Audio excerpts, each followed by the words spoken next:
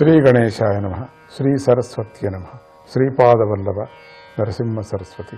శ్రీ గురు దత్తాత్రేయాయ నమః.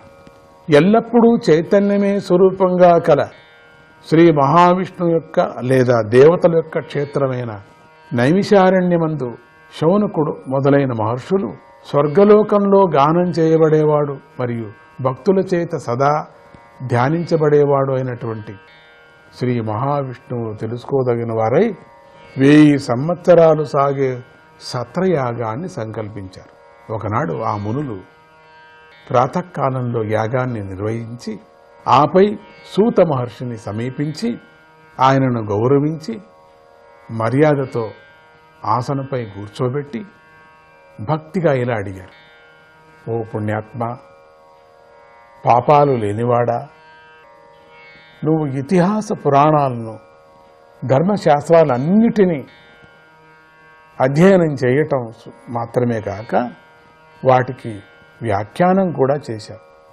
వేదాంగువేత్తలలో గొప్పవాడైన వేదవ్యాస మహర్షి యొక్క అనుగ్రహంతో నీకు అన్ని విషయాలు తెలుసు.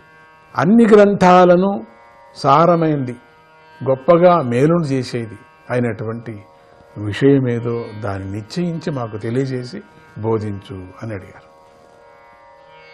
ఎందుకంటే బ్రూయు స్నిగ్ధస్య శిష్యస్య గురవో గుహ్యమప్యుత. భక్తిగల శిష్యునిపై ప్రేమతో గురువులు రహస్యమైన విషయాన్ని కూడా తప్పకుండా చెప్తారు కదా. ఈ కలియుగంలో దాదాపు మనుష్యులందరూ సోమరులై, అల్పార్ధాయం కలవారై, మందబుద్ధి స్వల్ప భాగ్యము కలవారై, రోగాలు మొదలైన వాటితో పీడింపబడుతూ ఉంటారు. వేదశాస్త్రాలు కర్మలను గొప్పగా తెలుపుతున్నాయి. వాటిలో ఒక్క భాగాన్ని వినటం కూడా చాలా కష్టమే అయింది. కనుక వాటి సారాన్ని నీ బుద్ధి బలంతో చిలికి పైకి తీసి మాకు బోధించు. దేనివల్ల లోకులకు మేలు జరుగుతుందో, దేనితో మా అంతఃకరణం తృప్తి చెందుతుందో ఆ విషయాన్ని మాకు తెలియదు. ఓ సూత మహర్షి, మీకు అన్నీ తెలుసు. దేవక్యాం వసుదేవస్య జాతో యస్య చికీర్షయా. ఓ మహర్షి, మీకు మేలు జరుగుగాక. భక్తులకు అధిపతి అయి రక్షించేవాడు, షడ్గుణాలు గలవాడు, దేవదేవుడు అయిన శ్రీ మహావిష్ణువు ఏ సంకల్పంతో దేవకీ వసుదేవులకు పుత్రుడై అవతరించాడో ఆ విషయం కూడా నీకు తెలుసు కదా. దానిని మేము వినాలనుకుంటున్నాం. దయచేసి మాకు వర్ణించి చెప్పు. పరమేశ్వరుడి అవతారం జీవుల మేలు కోసం జరుగుతూ ఉంటుంది. ఆపన్నః సంస్కృతిం ఘోరాం యన్నామ వివశో గృణన్ తతస్సద్యో విముచ్యేత యద్విభేతి స్వయం భయం. భయంకరమైన సంసారంలో నిస్సహాయుడై ఉన్నటువంటి జీవుడు ఆ పరమేశ్వరుడి నామాన్ని ఉచ్చరించటంతోనే ఆ భయం వాడిని విడిచి పారిపోతుంది. భయం కూడా భగవంతుడికి భయపడి పారిపోతుంది. భగవంతుడి పాదాలను ఆశ్రయించి మనస్సును నిగ్రహించి ఉన్న మహర్షులు సన్నిధిలో ఉన్నటువంటి జీవుడు వెంటనే పవిత్రుడవుతాడు. గొప్పదైన గంగాజలం కూడా సేవించిన కొంతసేపటికి పవిత్రుల్ని చేస్తుంది కదా. కానీ సజ్జన సాంగత్యం వెంటనే పవిత్రుల్ని చేస్తుంది. అంతఃకరణం శుద్ధమవ్వాలని కోరిక గల ఏ మానవుడు గొప్ప కీర్తి గల జనుల చేత కీర్తింపబడే లీలా వైభవం గల ఆ భగవంతుడి యొక్క కీర్తిని వినడు చెప్పండి. ఆయన గుణగానం కలిదోషాలను వెంటనే పోగొడుతుంది. ఆ భగవంతుడి యొక్క అవతార విశేషాలను విద్వాంసులు ఎప్పుడూ కీర్తిస్తూ ఉంటారు. వాటిని మేము వినాలని కోరుకుంటున్నాం. మాకు దయచేసి తెలపండి. భగవంతుడు తనదైన మాయాశక్తి చేత స్వతంత్రుడై అవతారాలను ధరిస్తూ ఉంటాడు కదా. మాకు అవతార విశేషాలను తెలపండి. శ్రీహరి యొక్క అవతార లీలా కథలను వినే విషయంలో మాకు తృప్తి లేదు. ఎందుకంటే భగవత్ అవతారాలను గురించి వినేటువంటి రసజ్ఞులైన వారికి ప్రతి పదంలో కూడా తీయని తినుబండారాల కంటే గొప్ప రుచి లభిస్తూ ఉంటుంది.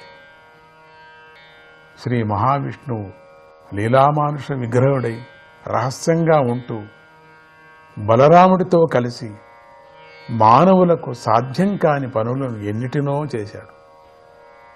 మేము కలియుగం వచ్చిందని తెలుసుకొని భయపడి మహావిష్ణు క్షేత్రమైన ఈ నైమిషారణ్యంలో దీర్ఘసత్ర యాగాన్ని సంకల్పించి కూర్చున్నాం.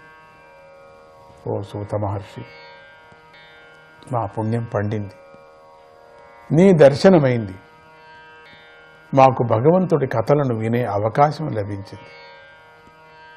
మానవుల హృదయం యొక్క పవిత్రతను మరియు శక్తిని హరించే కలిని దాటడం చాలా కష్టమైన పని కదా. సముద్రాన్ని దాటాలి అనేవారికి పడవ నడిపేవాడు కనిపించినట్లుగా ఈ కలిని దాటాలని కోరిక గల మాకు భగవంతుడు నిన్ను చూపించాడు. యోగీశ్వరుడు, బ్రహ్మవేత్తలలో గొప్పవాడు, ధర్మాన్ని కవచంలాగా రక్షించేవాడు అయిన శ్రీకృష్ణుడు అవతారాన్ని చాలించి తన స్వస్వరూపాన్ని పొందగా ఇప్పుడు ధర్మం ఎవరిని ఆశ్రయించి ఉంది? ఈ విషయాలు అన్నిటినీ మాకు తెలుపగలవు అని శౌనకాది మహర్షులు సూత మహర్షిని ప్రార్థించారు. శౌనకాదుల ప్రశ్నను బట్టి శ్రీకృష్ణుడు అప్పటికే తన అవతారాన్ని చాలించి ఉన్నాడని అర్థమవుతుంది. ఇంతటితో మొదటి స్కంధంలోని మొదటి అధ్యాయం పూర్తి అయ్యింది. ఈ అధ్యాయంలో భగవంతుడి గొప్పతనము, అవతార లక్ష్యము మరియు ఉత్తమ శిష్యుడి లక్షణాలు ప్రశ్నించే విధానము స్పష్టంగా తెలుపబడ్డాయి. ప్రసన్నం చేసుకుంటే వారు రహస్య విషయాలను మనకు తెలుపుతారని కూడా బోధింపబడింది. బాగా బోధించబడింది, బాగా వినటం మనం కూడా శ్రద్ధగా అలవాటు చేసుకుందాం. ఓం నమో నారాయణ. అధ్యాయానికి వెళదాం. రెండవ అధ్యాయము. ఈ అధ్యాయంలో సూతుడు బదులు చెప్పటము, భగవంతుడి కథలను వినటంతోనూ కీర్తన చేయటంతోనూ కలిగే గొప్ప మేలు, భక్తికి గల మహాత్మ్యము అనేవి తెలుపబడ్డాయి. అలా మహర్షుల ప్రశ్నలను విని రోమహర్షణ పుత్రుడైన సూత మహర్షి చాలా సంతోషించి ఇలా బదులు చెప్పసాగాడు. ఓం నమో నారాయణ.